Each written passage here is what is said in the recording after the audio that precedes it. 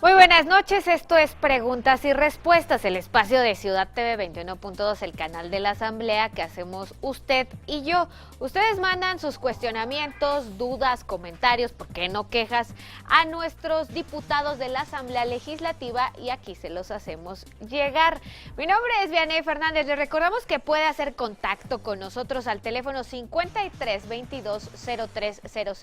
En estos momentos están apareciendo en la parte inferior de la pantalla pues las vías de comunicación, y en redes sociales también estamos en Twitter en @CiudadTV212 y en Facebook en Ciudad TV 21.2. El día de hoy estaremos tocando un tema muy importante para la Ciudad de México: el presupuesto del próximo año. ¿Cuánto dinero va a ser y a qué va a estar destinado? Hay que recordar que precisamente el presupuesto pues es aprobado por la Asamblea Legislativa. El día de hoy tenemos el gusto de que nos acompañe en el estudio el diputado Andrés Atay Rubiolo. Él es presidente de la Comisión de Hacienda en la Asamblea Legislativa. Diputado, muy buenas noches. ¿Qué tal? Hola, buenas noches. Gracias por la invitación y como bien lo dices, un tema muy importante para todos los que habitamos en esta ciudad.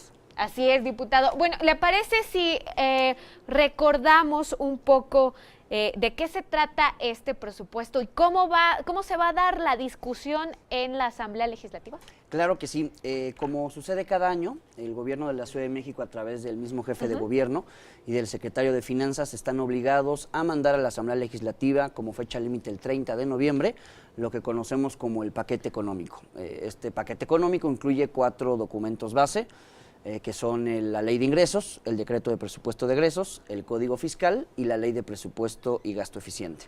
Cuando lo recibimos en la Asamblea Legislativa, comenzamos el proceso formal de discusión, escuchando primero a los mismos funcionarios del gobierno de la ciudad, que incluye al secretario de Finanzas, al procurador fiscal, al tesorero y a la subsecretaria de Egresos, para posteriormente debatir, analizar estos mismos documentos en Comisiones Unidas, Presupuesto y Cuenta Pública y Hacienda, para primero aprobar un dictamen en Comisiones Unidas y posteriormente llevarlo al Pleno. Muy bien, diputado, ¿le parece si vemos una pieza de mi compañero Jesús González, donde precisamente nos hace un recorrido por todo este proceso legislativo por el que tiene que pasar el presupuesto del próximo año? Claro que sí. Muy bien, vamos a ver esta información de mi compañero Jesús González.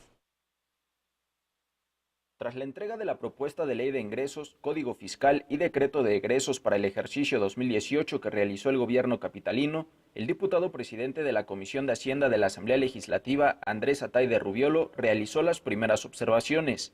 Mediante un comunicado, detalló que en la propuesta se estima que la ciudad ingresará en el ejercicio fiscal 2018 la cantidad de 213.264.897.840 pesos, misma que será el gasto que se ejecutará entre todos los órganos que componen el entramado del gobierno capitalino. En ese sentido, lamentó que nuevamente la estimación del gobierno esté por debajo de lo que se espera de ingresos en el 2018, ya que de acuerdo al legislador, la ciudad ingresará no menos de 243.000 millones de pesos durante el próximo año, es decir, al menos 30.000 millones de pesos más a lo proyectado por el gobierno local. Al respecto, Atay Rubiolo dijo que lo entregado por el secretario de Finanzas capitalino invita a reflexionar dos cosas: o no se están aplicando los mismos criterios técnicos o existe falta de voluntad política del gobierno local para minimizar la subestimación. Finalmente, explicó que el proceso de la discusión arrancó con la presentación por parte de la Secretaría de su propuesta y posteriormente se llevará a cabo la discusión por los diputados integrantes de las comisiones de Hacienda y Presupuesto y Cuenta Pública, de donde emergerá una propuesta de dictamen que será sometida ante el Pleno de la Asamblea Legislativa. En la ciudad y el mundo, Jesús González. Bueno, les recordamos de nueva cuenta que puede hacer contacto con nosotros al teléfono 53 22 0300 y en redes sociales a través de Twitter. Justo están apareciendo en este momento en la parte inferior de la pantalla, en Twitter en @CiudadTV212 y en Facebook Ciudad TV 21.2. Ahí podrán hacer llegar sus dudas, comentarios y preguntas el día de hoy al diputado del PAN, Andrés Atay Rubiolo. Diputado, ya veíamos un poco de cómo es el proceso, usted ya nos había explicado, pero el próximo año el presupuesto va a tener una particularidad: el dinero destinado a la reconstrucción de la ciudad tras el sismo del 19 de septiembre. Es correcto, y ahí quizá surgen pues las primeras dudas o preguntas respecto a la propuesta de paquete económico que nos manda el jefe de gobierno, sobre todo porque el mismo jefe de gobierno, y en la asamblea lo acompañamos en esa inquietud, estuvimos muy insistentes en aprobar la famosísima ley de reconstrucción, claro, que generó un proceso de debate al interior de la misma asamblea muy fuerte, álgido, pero que a final de cuentas las principales fuerzas políticas logramos aprobar una misma ley. Ya aprobada esa misma ley, por ahí me enseñaron en la escuela que cualquier política pública que presumiblemente es prioridad para cualquier gobierno, si no va acompañada del presupuesto correspondiente, pues quizá no es tanta la prioridad. Y nos preocupa que en esta propuesta de decreto de presupuesto de egresos, el jefe de gobierno no contempla un fondo de reconstrucción lo suficientemente robusto, lo suficientemente fuerte. Contempla primero una partida de 477 millones de pesos que va a distintas dependencias del mismo gobierno de la ciudad. Luego contempla 100 millones de pesos, que no lo hace de voluntad propia, sino lo establece la misma ley de disciplina financiera, que mandata a los gobiernos estatales mandar el promedio de lo que los gobiernos estatales ejercieron durante los 5 años previos justamente en desastres naturales. Por eso estos 100 millones de pesos van al FONADEN, al fondo que tiene la Ciudad de México para desastres naturales. Incluye también un incremento de 13.5% a la oficina del jefe de gobierno, en donde en el documento nos explica que va para mantener y promover las labores de la Comisión de Reconstrucción y Resiliencia para la Ciudad de México, y adicionalmente incluye 1.500 millones de pesos que van introducidos en la deuda. Por primera vez en la Ciudad de México, en la historia reciente, nos están pidiendo aprobar una deuda por 5.500 millones de pesos. Nunca en la historia moderna o en la historia reciente de la ciudad se había contemplado una cifra tan alta. De esos 5.500, insisto, 1.500 van para la reconstrucción. Es decir, estamos hablando de 2.200, 2.300 millones de pesos entre todo este recurso que va a la reconstrucción, pero en donde casi el 70-75% proviene de deuda, no de recursos que se estén contemplando de libre disposición para contemplar este tema. En la Asamblea estamos decididos a incrementar este fondo de reconstrucción a través de 2 vías. La primera, la reorientación del gasto. Para poder tener más de este lado, significa que hay que quitar tantito de otro lado. A ver, diputado, vamos por partes. La propuesta de ustedes es, pues ante una emergencia que no hemos superado, la verdad, en la Ciudad de México, hay muchísima gente que está viviendo todavía en la intemperie, muchísima gente que no sabe específicamente qué va a pasar con su inmueble, con su vivienda, si tiene daño total, si tiene daño parcial, si se va a reconstruir o no. Ustedes lo que dicen es, más allá de pedir endeudarnos para poder ayudar a esta gente, lo que se necesita es que tal vez de ciertos programas del gobierno de la Ciudad de México se quite recursos y entonces se redireccione ese dinero a la reconstrucción. Esa es una primera opción que nosotros en la Asamblea la vemos viable, racional, entendible y justificable. Pero hay otra opción que al gobierno no le gusta mucho y que nosotros hemos estado insistiendo ya 2 años respecto al tema. Siempre lo que nos mandan desde el gobierno de la ciudad, sobre todo particularmente de la Secretaría de Finanzas, respecto a los ingresos que estamos estimando tener para el próximo año, es decir, para el 2018, siempre los subestiman. Hoy tenemos una propuesta de ley de ingresos y por lo tanto de gasto por 213 mil millones de pesos. Nosotros estamos convencidos que la Ciudad de México el próximo año no va a ingresar menos de 243 mil millones de pesos. ¿Por qué lo aseguramos y lo decimos tan abiertamente?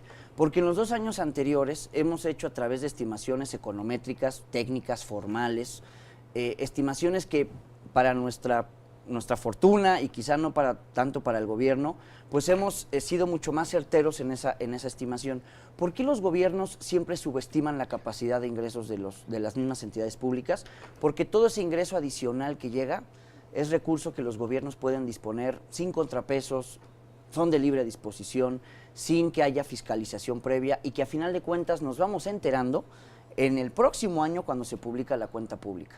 Por lo tanto, hay 2 vías, en resumen, reorientar gasto o elevar la ley de ingresos. Hemos detectado por lo menos 3 o 4 rubros donde en la ley de ingresos vienen apartados subestimados, por ejemplo, las multas de tránsito, las famosísimas fotomultas, en donde están contemplando casi la mitad de lo que estamos seguros se va a ingresar. Y no es ser adivinos, insisto, es hacer técnica es hacer estudios formales respecto a las tendencias de los patrones de comportamiento que han tenido todos los rubros que contemplan la ley de ingresos. Esto no quiere decir, porque también generó muchísima polémica en el tema de las fotomultas, esto no quiere decir que ustedes cuando hacen la estimación, la empresa encargada de imponer las multas va a tener un tope para entregar determinadas sanciones. Lo que se contempla en la ley de ingresos es a final de cuentas lo que ingresa a la hacienda pública de la ciudad, sin contemplar el ente privado. Es lo que ya ingresa a la hacienda pública de la ciudad. Y por tanto, si ellos proponen, si el gobierno de la ciudad está proponiendo un gasto de 213,000 millones de pesos y nosotros estamos asegurando que por lo menos van a ingresar 243,000, significa que hay 30,000 millones de pesos más que podemos etiquetarlos, que podemos definir hacia dónde tienen que ir redireccionados. Y ese destino desde la Asamblea nosotros tenemos muy claro, tiene que ser el Fondo de Reconstrucción. Muy bien. ¿Esto quiere decir desde su perspectiva que el gobierno de la Ciudad de México subestimó la emergencia que todavía está por enfrentar la capital del país? No, a mí me llama la atención, como te platicaba hace rato, que fue un tema que estuvo y está en la agenda prioritaria del jefe de gobierno. Nos mandó la ley de reconstrucción, le hicimos algunas modificaciones que desde nuestra perspectiva requería ese documento, pero ya aprobado, ahora lo importante es atender a las familias que lo perdieron todo o casi todo. Y para hacer esa labor definitivamente se requiere mucho recurso, mucho dinero. Y afortunadamente, lo he dicho muchas veces, la hacienda en la ciudad es fuerte, es sólida. Afortunadamente, el último año en donde recibimos menos que el año anterior fue en el 2008, que fue la crisis mundial en donde todos lo padecimos. Claro. Pero desde ese año a la fecha, año con año, de manera consistente, la hacienda pública viene ingresando más recursos.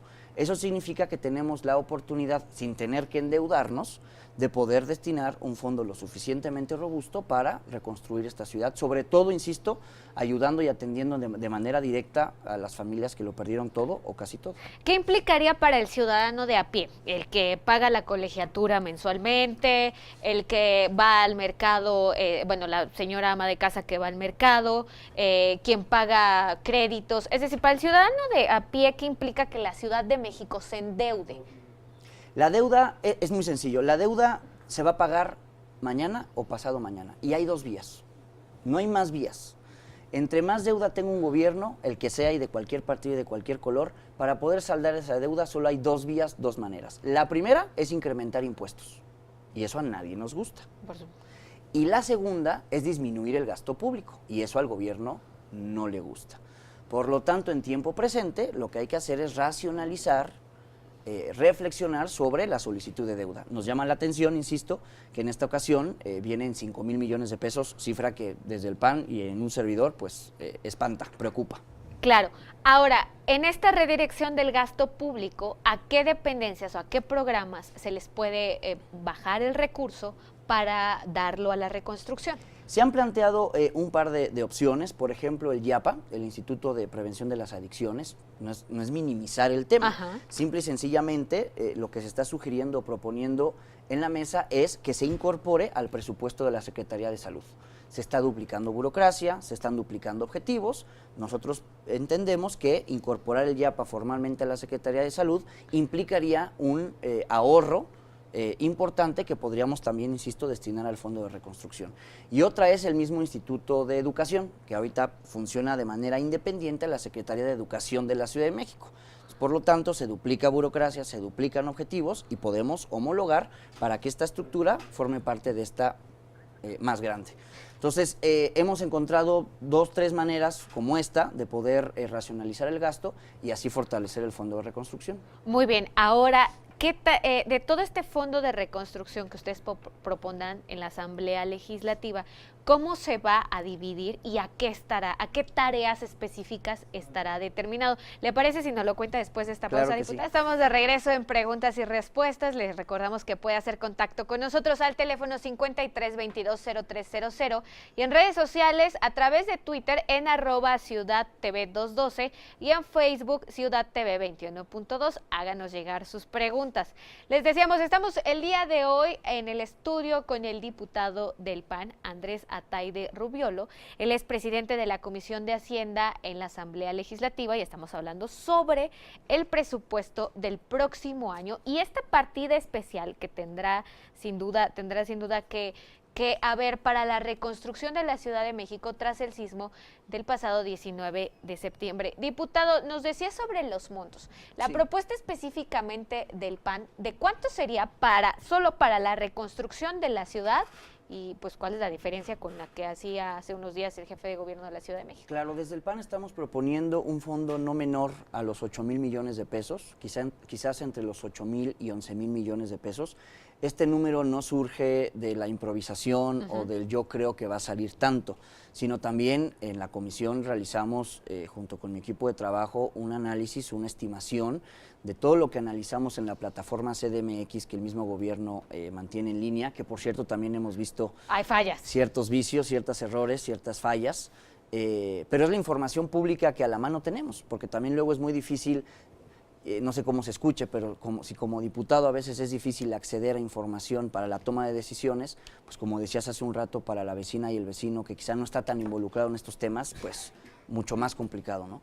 Estamos proponiendo, insisto, un fondo de entre 8,000 y 11,000 millones de pesos que, como te decía, puede surgir tanto de la reorientación del gasto como del incremento en el tope de la ley de ingresos.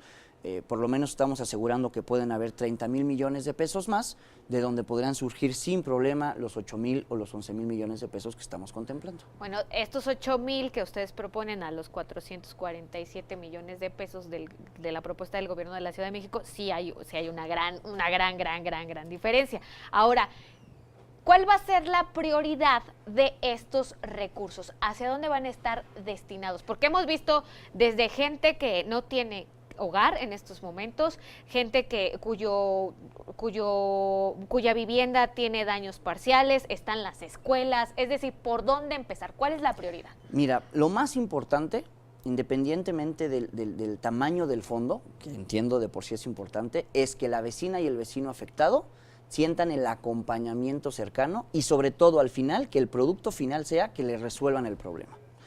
Hay muchísimas tareas que hacer.